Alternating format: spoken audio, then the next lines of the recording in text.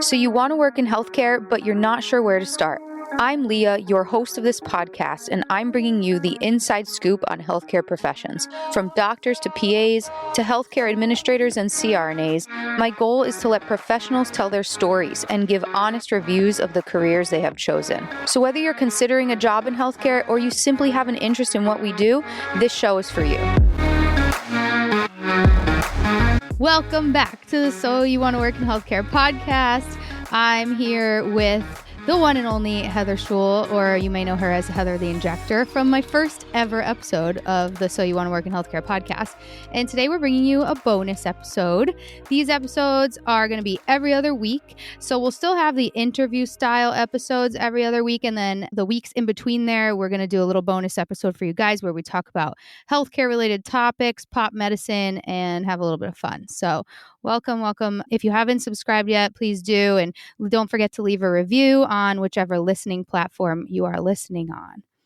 Hey, Heather. Hey, thanks for having me back. Of course. I'm so excited that we're doing this. Me too. Your episode has the most listens out of all of my podcast episodes. So starting out strong. Yeah. All right, so today we are going to go over the top 10 jobs in healthcare reported by U.S. News. We're going to break those down for you, give you salaries and things like that. But first, we're going to start with a little pop medicine moment. So Heather, you want to drive us through this? Oh, yeah. So really interestingly, I saw this week that Elon Musk is using ketamine, and he says it's to help keep the chemical balance correct in his brain, and he uses it when he feels negative, like depressive thoughts coming on. How do you feel about that? Interesting. I feel like it's giving Michael Jackson on propofol. Like, hopefully it's not that extreme. Obviously, we don't want Elon Musk to pass away, but I don't know that a normal, like, middle-class person is getting their doctor to prescribe them ketamine, especially for those reasons. I agree.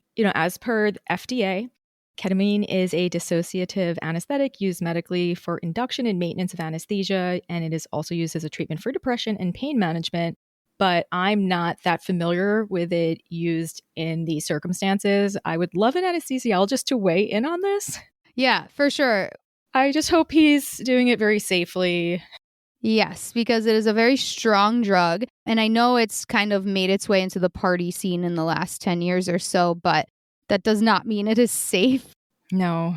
Whenever I see ketamine, it's usually in an anesthesia type setting with anesthesiologists and professionals. But I have heard that it's been used for things like depression. I just think it needs to be like studied a little bit more potentially, but we'll have to look into that. Yeah, definitely. Maybe we can comment on a future episode. Yeah. Maybe we'll get an anesthesiologist on here. But kids, don't try this at home.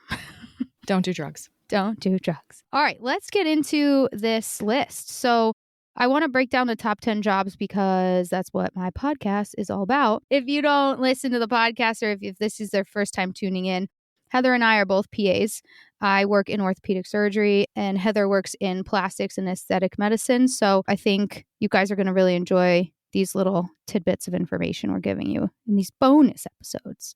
All right. So first we have number 10, registered nurse.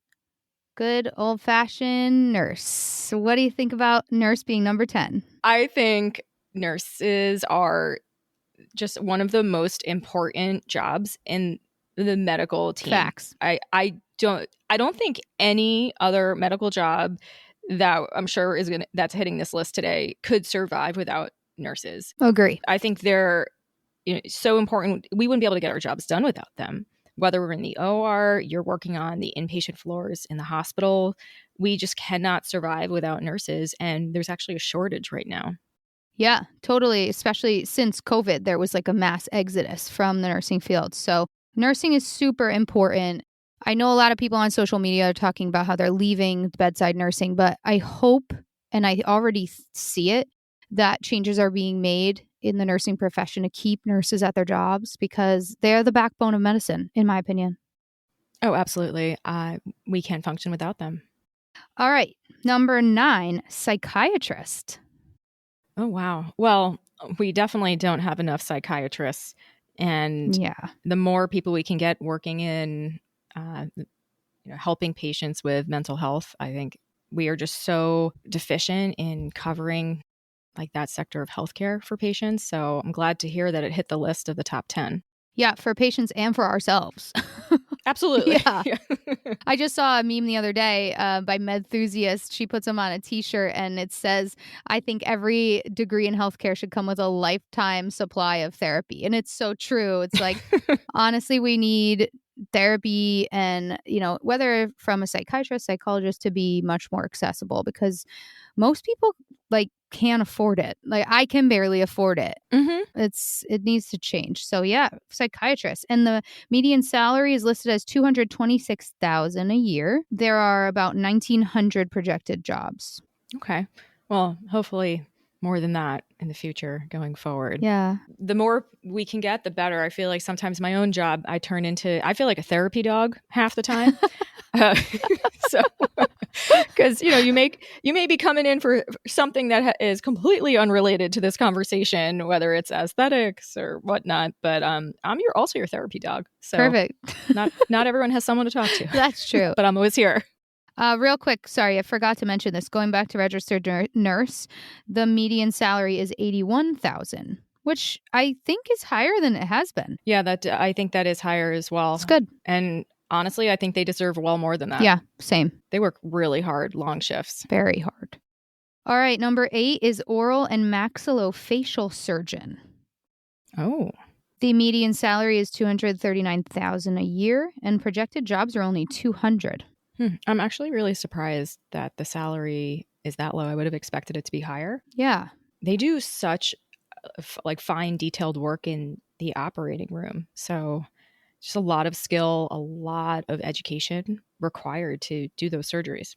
Yeah, I agree. Obviously, you need a doctorate for this and to be a psychiatrist as well. But I agree. I think that salary is a little bit low for sure. I passed out in an oral surgery. That was fun. As a patient or? No, just watching. Just watching. Okay. I couldn't handle it. I was like, oh gosh, we're going into the mouth, into the jaw. And I didn't expect to feel that way as a student. And I just went down. It's great. Well, I hope you were kneeling on the floor before you went down. I hope you didn't hit your head. I think someone had a chair, slid a chair, because I was like, I don't feel good. But yeah, tough to watch for me, but necessary profession. Some fields are not for everybody. True. All right, number 7 is physical therapist. I feel like they could be higher on this list because I really do feel like physical therapists are so crucial, and I don't think they often get enough credit for what they do and the knowledge that they have.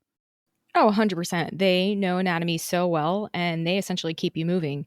Like if you just had your knee replacement done, or the whole team, we're solely relying on the physical therapist to help you with your range of motion, which also prevents scar tissue from forming, for example. So back in my ortho days, I used to tell my patients, your physical therapist is going to keep you in line, going to make sure you're not forming scar tissue, and just integral member of the team. For sure. The median salary is a little low, in my opinion, $97,000 a year. That I would expect to be higher as well. Yeah. And you need a doctorate. So I wonder if the payoff is worth it, right? It's not cheap to go to physical therapy school in most cases. And if you're making under $100,000 a year, I mean, I don't know. I don't know if that trade-off is worth it, to be honest. Oh, absolutely. You're going to be in debt. How long is it going to take to pay all of that off? I'm pretty sure every salary I'm going to say is too low. I expect it to be higher, and it should be higher. I know. Well, we live in New York City, so we expect it all to be higher. But I will say the projected jobs are 37,000. Maybe that's why it ranked a bit higher, because of the opportunity there. Oh, that makes sense. Yeah. All right. Number 6 is nurse anesthetist, or CRNA, as some of you may know it. I had Chrissy on a recent podcast episode, so if anyone's interested in becoming a nurse anesthetist, definitely check that episode out. I think it's episode 7. The median salary is $203,000 a year, so close to what the surgeons were making, just to point that out.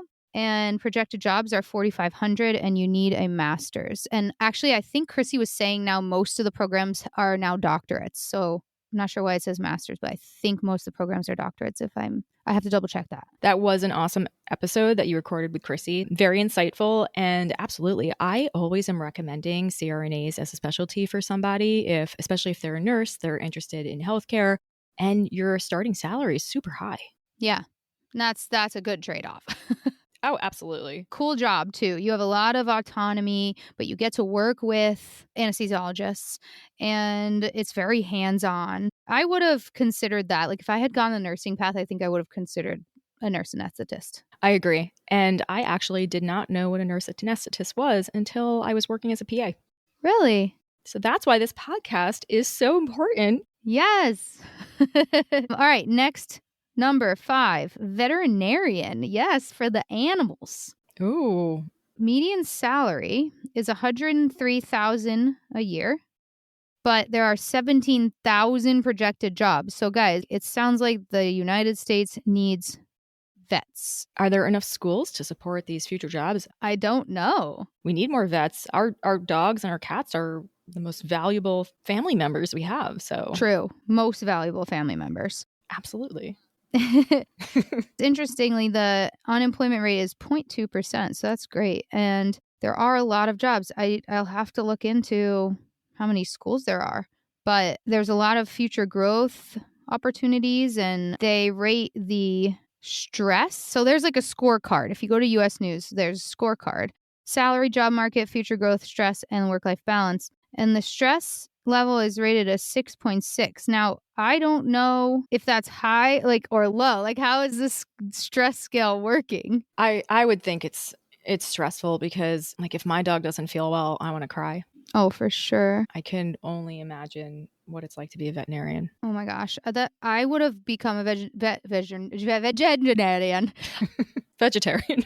If I because I love animals, but I could never be responsible for an animal crossing the Rainbow Bridge. I just couldn't do it. No, I would cry all day. All day. So that's number 5. Number 4 is occupational therapist. So occupational therapist beats out physical therapist right now. Oh, that's interesting. Median salary is a little lower than a PT, so $93,000 a year. Projected jobs, though, 16,000, and you need a master's to become an occupational therapist. Occupational therapists really were in need over COVID. There were a lot of patients that were having complications due to COVID. So I know the occupational therapists were kind of working overtime. Really? They were super busy. Yeah.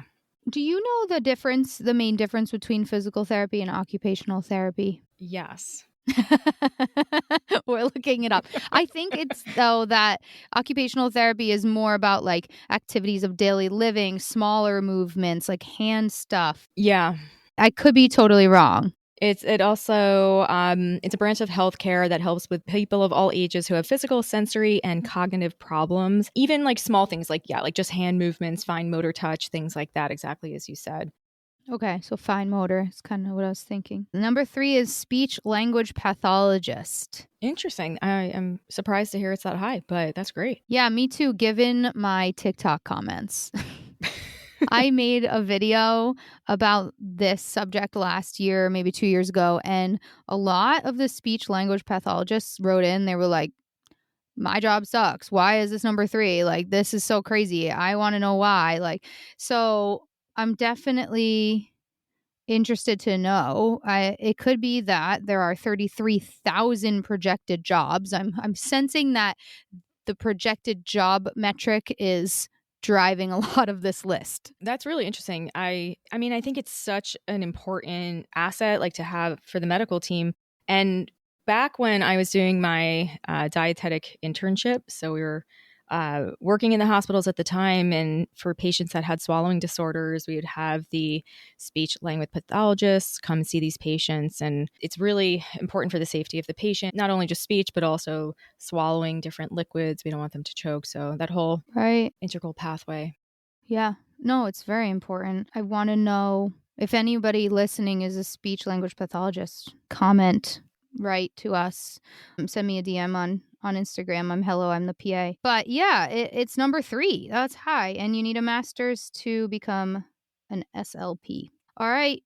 We're finally to number 2, the best job in all of the land, physician assistant. Mm-hmm. Some people know it as physician associate now. We are the number 2 job in healthcare. Projected jobs is 39,000.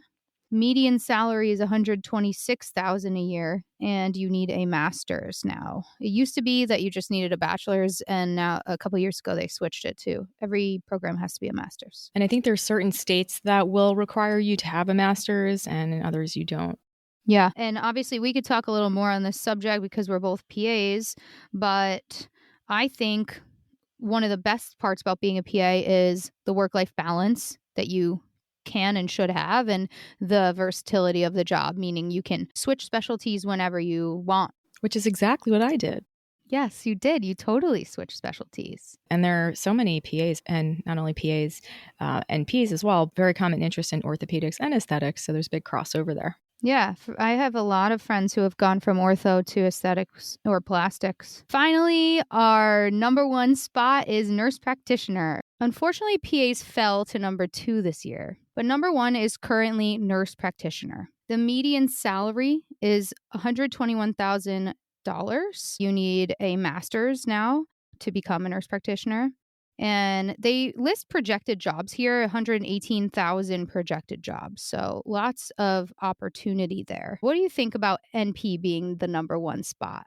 It's really interesting. I mean, I know we're talking about salaries today, and I know it varies so widely between all the different states, and it really depends on where you live. And all these stats, it's always fluctuating every year. But it really is a great job. You have a lot of autonomy, but it's just interesting how it compares to the other medical jobs. So what's your opinion on it? I think it is a great profession. And like you said, lots of autonomy. I rely on our NPs at the hospital. Like, honestly, a week like this week where I'm down a PA, I really wouldn't be able to get all this work done without them. They help out so much. So, like, props to my NPs. Oh, absolutely. Yeah. I will say, though, there has been some controversy around a lot of the nurse practitioner master's programs where there's a lot of online kind of part-time programs, and they've been accused, I guess you could say, of giving out easy diplomas. So the vetting process, I guess, like, isn't as serious as it is for, say, med school or PA school. They're calling them like diploma mills, which I don't think there are that many programs that are like this. I think the majority of NP programs are legit, but I think that the nursing association needs to kind of get these like diploma mills under control, because nobody wants to start a job being unprepared. No, absolutely. And I've heard of this in different specialties as well. And typically those programs get shut down.